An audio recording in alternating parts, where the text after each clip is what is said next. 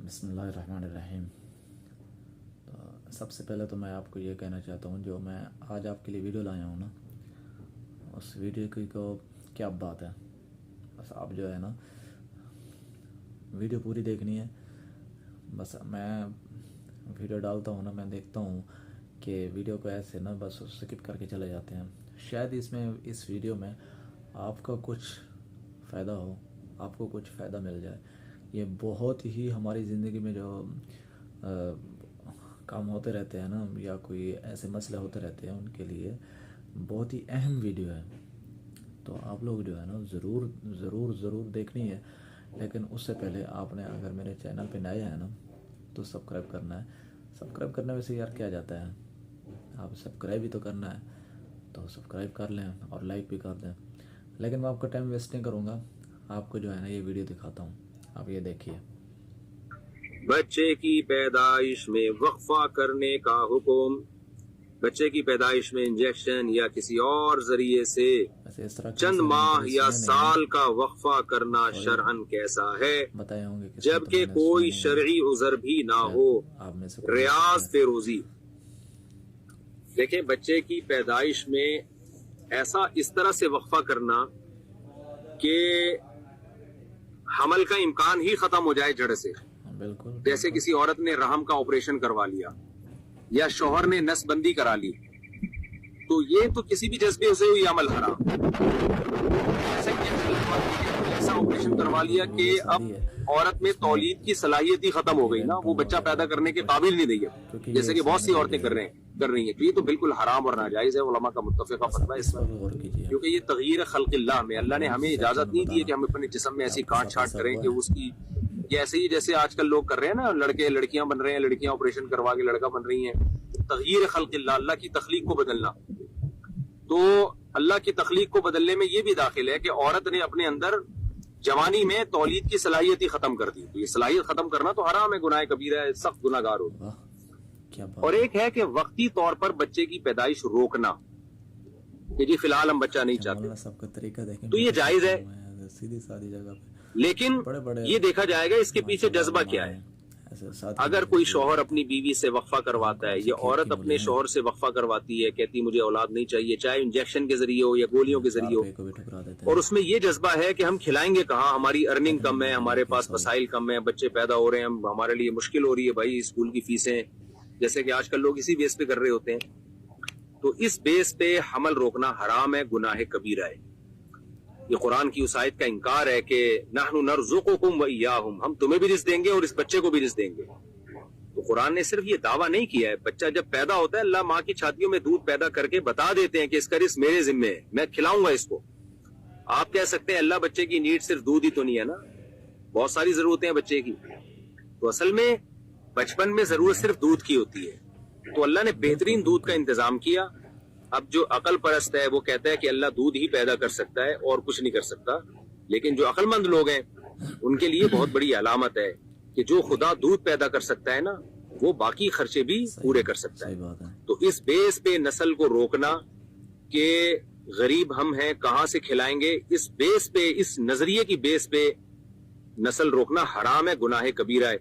صحابہ کرام بچے کو پیدا ہونے کے بعد قتل کر دیا کرتے تھے زمانے جاہلیت میں، کہ ہم اس کو کھلائیں گے کہاں سے۔ قرآن نے اتنی غربت کہ ان کو ڈر تھا کھلائیں گے کہاں سے۔ آج تو لوگ کہتے ہیں اسکول کی فیسیں کہاں سے بھریں گے، تو صحابہ کے لیے تو اس سے بڑا مسئلہ تھا، کھلانے کے لالے پڑے ہوئے تھے، ان کو قرآن نے کہا، اور نبی صلی اللہ علیہ وسلم نے زیادہ اولاد کی ترغیب دی۔ آپ نے فرمایا ان غریب صحابہ سے تزوج الودود الولود، ایسی عورت سے نکاح کرو جو تمہیں زیادہ کثرت سے نسل دے۔ تو ایک طرف اتنی غربت تھی عرب میں کہ کھانے کو روٹی نہیں ہے، اور ان کو پیغمبر صلی اللہ علیہ وسلم ترغیب دے رہے ہیں کہ ایسی عورت سے نکاح کرو جو تمہیں کثرت سے اولاد دے۔ تو یہ جو فیملی پلاننگ کی جو مہم چل رہی ہے نا، یہ بالکل 180 ڈگری کے زاویے پر ہے، اسلام اور فیملی پلاننگ کی جو تحریک ہے۔ تو اس نیت سے نسل روکنا کہ بچوں کو ہم کھلائیں گے کہاں سے، اس نیت سے نسل روکنا حرام ہے، اور یہ اللہ کے غضب کو دعوت دینے والی بات ہے۔ اللہ کو غضب آئے گا، تجھے میں نے پال پوس کے 6 فٹ کا بنا دیا، تجھے تو میں نے کیا ہے، تیرے باپ کو پیسے میں نے اس کی جیب میں ڈالے ہیں، تو سمجھ رہا ہے کہ یہ سب کچھ مخلوق کر رہی ہے، تو یہ بہت غلط بات ہے۔ دوسری چیز ہے تربیت کے خوف سے بچے روکنا، کہ جی بچوں کی تربیت نہیں ہو سکے گی، تو یہ بھی ایک غلط سوچ ہے، اس لیے کہ بہن بھائی ایک دوسرے کی تربیت کرتے ہیں، اور جن خاندانوں میں اولاد زیادہ ہوتی ہے، بڑا خاندان ہوتا ہے، ان کی تربیت بالکل زیادہ اچھے طریقے سے ہوتی ہے. تربیت کا وہ مفہوم جو گورے کا ہے، اسلام اس مفہوم کو نہیں مانتا. بچے جب زیادہ ہوتے ہیں ان پر ایک دوسرے کی ذمہ داریاں بھی آتی ہیں. میرے پاس بہت سارے کیسز آتے ہیں صحیح. کہ لڑکی کہتی ہے کہ میرا شوہر مجھ پہ ظلم کر رہا ہے. میں کہتا ہوں اپنے باپ کو بتاؤ کہ میرے باپ بوڑھے ہو چکے ہیں. تو میں کہتا ہوں بھائیوں کو بتاؤ. کہتے ہیں بھائی ہے ہی نہیں، ایک بھائی ہے وہ امریکہ گیا ہوا ہے. لیکن یار بھائی، آپ کی جب بیٹیاں پیدا ہوئی ہیں تو ان کو بھائی بھی کثرت سے دیں. آپ بھائی پیدا ہوئے ہیں تو ان کو آپ بہنیں دیں. تو یہ پوری ایک سسٹم وجود میں آتا ہے اس طریقے سے. ماں باپ کہتے ہیں کہ بس ایک کو ہم پالیں گے، وہ آپ اس کو کیسے، یعنی وہ آپ کو کیسے پالے گا آپ کے بڑھاپے میں؟ سب مل کے تو پال لیتے ہیں، ایک اکیلا تھوڑی پال سکتا ہے ماں باپ کو. تو پورا جو نیچرل ایک سسٹم صدیوں سے چلا آ رہا تھا، مغربی تہذیب نے اس پورے سسٹم کو برباد کر دیا. تو بچے زیادہ ہوتے ہیں، ان کی تربیت مشکل نہیں ہوتی، یہ کانسیپٹ ہی غلط ہے. ماہر نفسیات ڈاکٹر جو لندن کے ماہر نفسیات ڈاکٹر ہیں، میں نے اپنی 4 شادیوں والی کتاب میں ان کے حوالے دیے ہیں. وہ یہ کہتے ہیں کہ جب بچے زیادہ ہوتے ہیں یا ان کی پیدائش میں وقفہ کم ہوتا ہے تو ان کی مینٹل جو گروتھ ہے وہ بہت اچھی ہوتی ہے. اور جب 2 بچوں کی پیدائش میں وقفہ زیادہ ہو جائے تو بچے کو اپنا قریب العمر بھائی یا بہن نہیں ملتا. وہ اپنے احساسات، جذبات شیئر نہیں کر سکتا. تو پھر گلی محلوں کے بچوں میں کھیل کے خراب ہونے کا خطرہ زیادہ ہوتا ہے.